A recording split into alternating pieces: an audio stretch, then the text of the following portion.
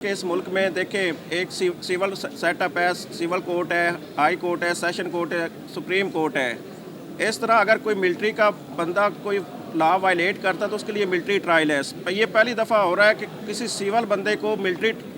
Court کے ذریعے trial کیا جا رہا ہے، اور اس میں آپ دیکھیں کہ آرٹیکل 10A کی وائلیشن ہے، آرٹیکل 175 کی وائلیشن ہے، اور یہ کیسا ملٹری ٹرائل ہوا ہے کہ جس میں آپ لوگوں کو پک اینڈ چوز کرتے ایک ہی اکرس میں۔ آپ دیکھیں اندلیب عباس اسی گاڑی کے اندر تھی جس میں یاسمین راشد اسی کیس میں 1 سال سے 2 سال سے زیر حراست ہے، قطیہ شاہ زیر حراست رہی ہے،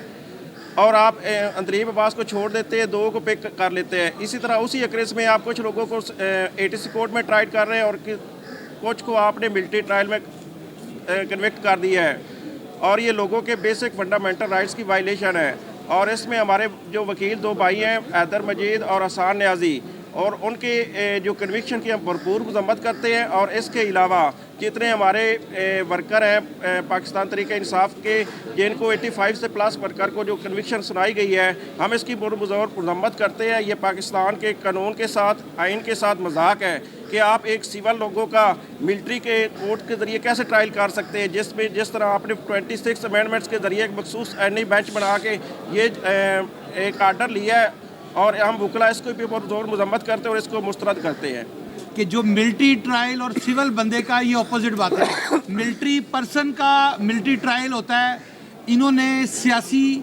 کنوکشن کی ہے ہمارے لوگوں کی۔ میں نام لیتا ہوں، سب سے پہلے احسان نیازی ہمارے وکیل بھائی، حیدر مجید، میاں اکرم عثمان، عباد فاروق، اور ہمارے وکیل بھائی جنید رزاق صاحب کا بے قصور بیٹا۔ اس کے علاوہ جو مذکر خیز بات ہے، حاشر درانی ایک ورکر ہمارا جس کی ویڈیو اویلیبل ہے سوشل میڈیا پہ، ٹی وی پہ چلا رہے ہیں، اور وہ کہہ رہا ہے پولیس کے آگے کھڑا ہو رہا ہے، جو لوگ دنگا فساد کر رہے ہیں، توڑ پھوڑ کر رہے ہیں، ان کو روک رہا ہے اور کہہ رہا ہے کسی نے توڑ پھوڑ نہیں کرنی،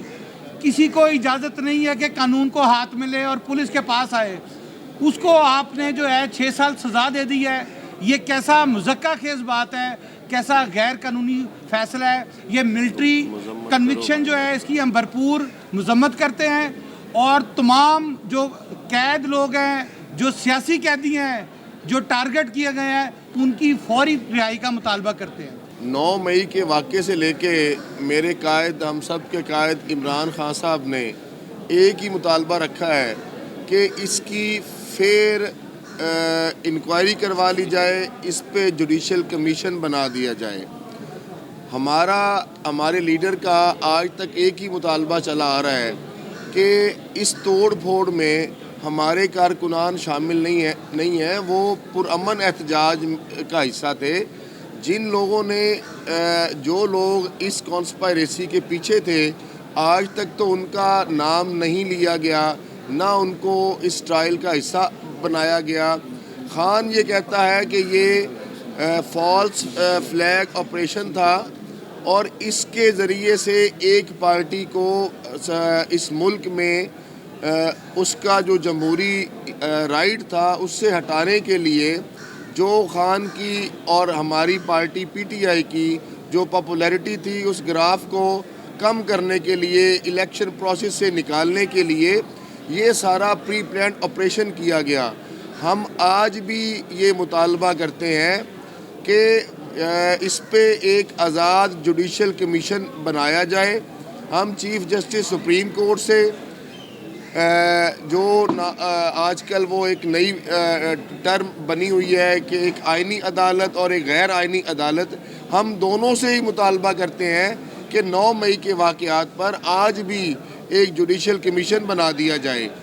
تاکہ اصل حقائق سامنے آئیں کہ اس کے پیچھے کون سے چہرے تھے، یہ کن لوگوں نے ایک پارٹی کو دبانے کے لیے، جو اس ملک کی اکثریتی پارٹی ہے، اس کو دبانے کے لیے یہ آپریشن کیا گیا۔ دوسری طرف میں یہ کہوں گا کہ جس طرح سے ٹرائل کیا گیا، وہ جو رائج قوانین ہے اس ملک میں، جو اس ملک کا آئین ہے، اس کی خلاف ورزی کی گئی۔ جو فیئر ٹرائل کا رائٹ تھا وہ نہیں دیا گیا۔ ہم نے تو کئی جگہوں پہ یہ مطالبہ بھی کیا تھا کہ اسے اوپن ٹرائل کر دیں، اسے ان کیمرہ پروسیڈنگ کر دیں تاکہ پوری قوم کے سامنے ہمارا یہ موقف آئے کہ ہمارے کارکنان بے گناہ ہیں، ان کے ساتھ یہ زیادتی کی گئی ہے۔ دوسری بات یہ کہ ایک ہی شہادت جس کو بنیاد بنائی گئی ہے تو کسی کو سال سزا کر دی، کسی کو 2 سال سزا کر دی، اور کسی کے ساتھ اگر بغض زیادہ تھا تو اسے 10 سال سزا کر دی گئی۔ دوسری طرف ہوا کیا کہ جو ہماری خواتین ورکرز اسپیشلی یاسمین راشد صاحبہ یا باقی لوگ تھے، ان کو ایک ہی وقت میں 10 FIRs میں ڈال دیا گیا۔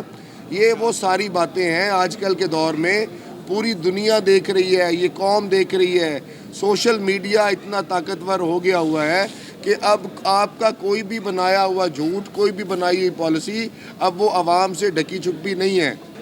جتنا جس کا مینڈیٹ ہے وہ اسی حد میں رہے۔ آج بھی ہم اس فورم سے یہ کہتے ہیں تو یہ اس ملک کے لیے، اس عوام کے لیے بہتر ہوگا، لیکن شاید آپ لوگوں نے اس ملک کی بہتری کے لیے تو سوچنا ہی بند کر دیا ہے نا۔ دوسری طرف میں اس فورم سے ایک اور پیغام دینا چاہوں گا کہ جناب لا منسٹر اعظم نذیر تارڑ صاحب، جو گرہیں آپ نے اس حکومت کے دور میں غیر آئینی، غیر قانونی ترمیمیں کی ہیں، یہ